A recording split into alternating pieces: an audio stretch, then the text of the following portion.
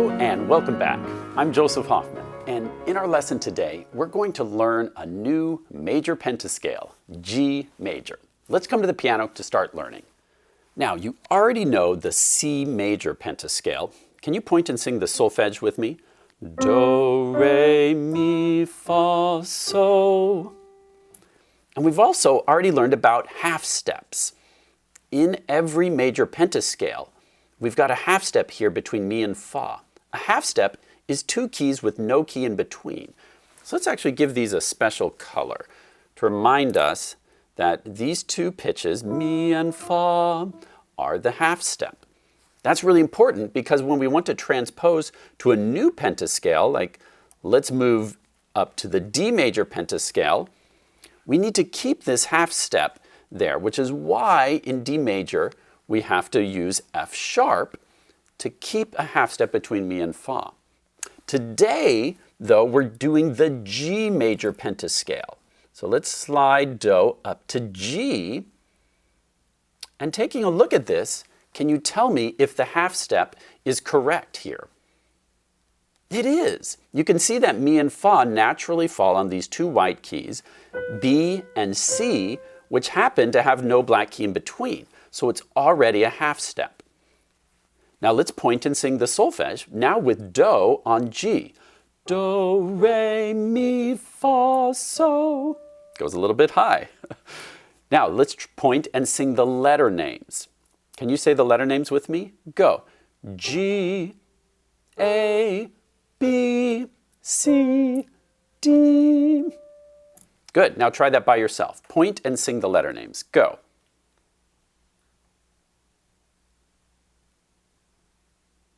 Good. Remember, in the musical alphabet, the letter after G is A, and then it just starts over. A, B, C, and we get up to D.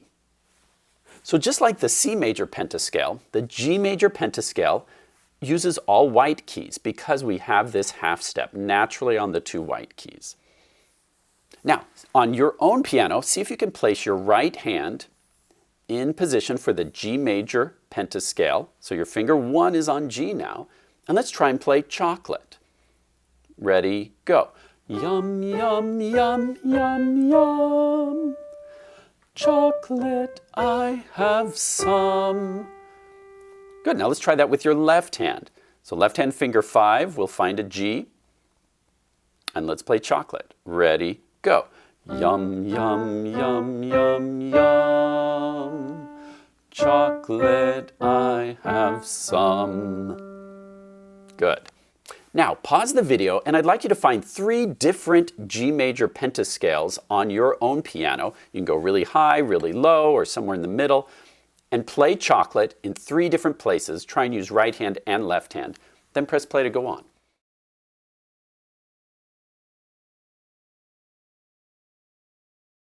Now let's try playing our finger power exercise, stepping and skipping in G major. You can try right hand alone, or left hand alone, or you can try both. We're going to go about this speed. Stepping up and stepping down and skipping up and down. Then we'll finish with a chord. Okay? Choose right hand or left hand or both hands, and let's try to play it together. 1, 2, you know what to do. Stepping up and stepping down and skipping up and down. Play a chord. Good. Now, a few reminders about your good piano posture. Remember that you want to use arm weight and kind of feel like your hand is dropping on the keys. So you're using gravity to help. You're not just using finger motion, you're using the weight of your arm to kind of drop into the keys. Also, make sure that your fingers stay in a nice curved shape. You don't want the knuckles to bend backwards or the joints to bend backwards like this. Keep it curved right down to the tip.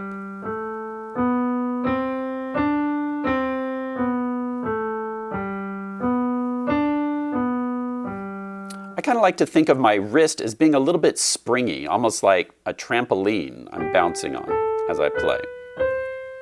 So let's try stepping and skipping one more time. and really focus on your piano posture. Make sure your pinky doesn't play flat, but that it stays near its tip, just like your other fingers. Get in position and ready, go. Stepping up and stepping down and skipping up and down. Play a chord.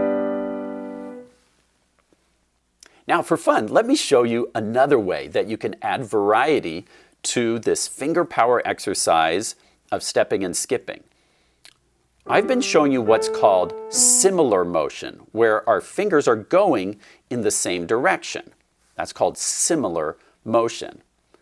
There's also something in music called contrary motion, where our fingers go in opposite directions. So we start on finger 1 and go stepping out and stepping in and skipping out and in. Now try that with me. Just use your fingers up in the air and try going in contrary motion. Ready, go. Stepping out and stepping in and skipping out and in. And then you can play the chord.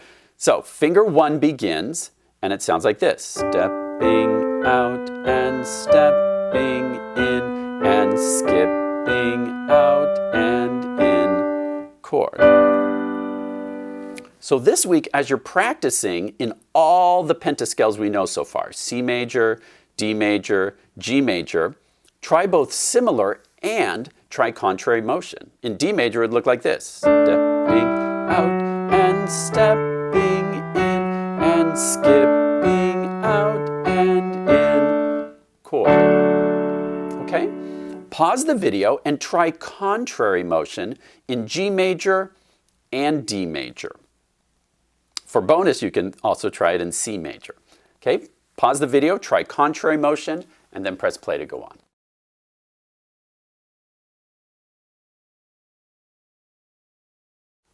Now, to finish up today, I'd like to introduce you to one of my favorite practice tools as a pianist. That is the metronome. This is actually the metronome I used when I was a kid to practice the piano. And I still have it. You know, some people keep their stuffed animals from when they're a kid. I keep my metronome. It's going to be a long trusted friend of yours. I recommend now, if you haven't already bought one, that you purchase a metronome. There are also apps that you can use from like a smartphone or tablet that have metronomes built in, or you can get a standalone device like this. What does a metronome do? Well, I'll show you. Most metronomes have a kind of dial where you can choose the speed in beats per minute. Like you'll see all these little numbers, and I've set mine to 88. Actually, I'm going to set it to 84 beats per minute. Then when you turn it on, it gives you a click and a flash that keeps a steady beat for you at whatever speed you set. The higher the number, the faster the beat. If you go to a really low number, like 46,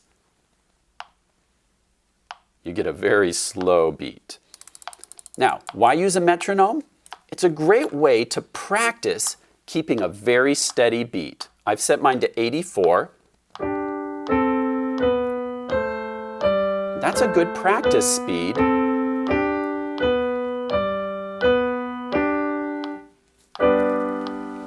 When I practice a new song or piece, I use the metronome to help me really master that steady beat, and then sometimes I'll gradually increase the speed so I can learn to play faster too. This week, I'd like you to start somewhere around 80, 84, 88, and maybe as you get better, you can up it to maybe 100 or even 120. But always start with the slow, steady speed and then use the metronome to gradually increase.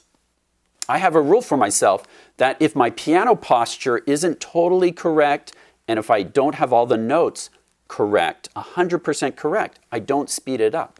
But once I've mastered it with great piano posture at a slower speed, then I know I'm ready to increase the speed. So, if you haven't already, find a metronome app or purchase one like this and try out practicing along with the metronome.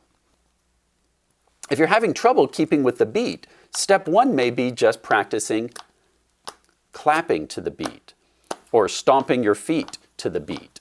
Just see if you can keep with that beat. You know, try different speeds. Clap with me. See if you can match the beat. Or a really slow speed.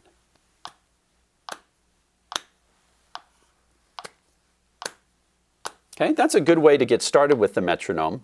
And then with your finger power, whenever you practice stepping and skipping, just try and play one note per click. I wouldn't worry about trying to use the metronome with your songs that you've learned, like Let Us Chase the Squirrel.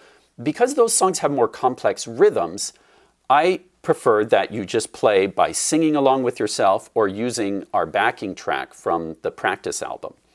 But for a very simple exercise like stepping and skipping, that's a great chance to use the metronome. So I don't recommend using metronome with your songs, but I do for doing this finger power exercise. Great work learning how to play the G major pentascale today. Remember, only practice on days that you eat. Thanks for watching, and see you next time.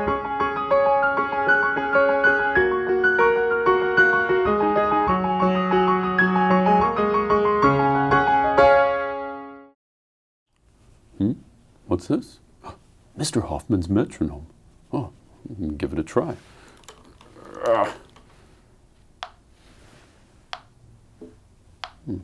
Nice slow speed. Yep, pretty slow. Yeah, let's try something else.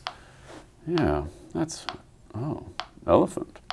Nice calm speed. Let's see what happens with this. A bit lively, yeah.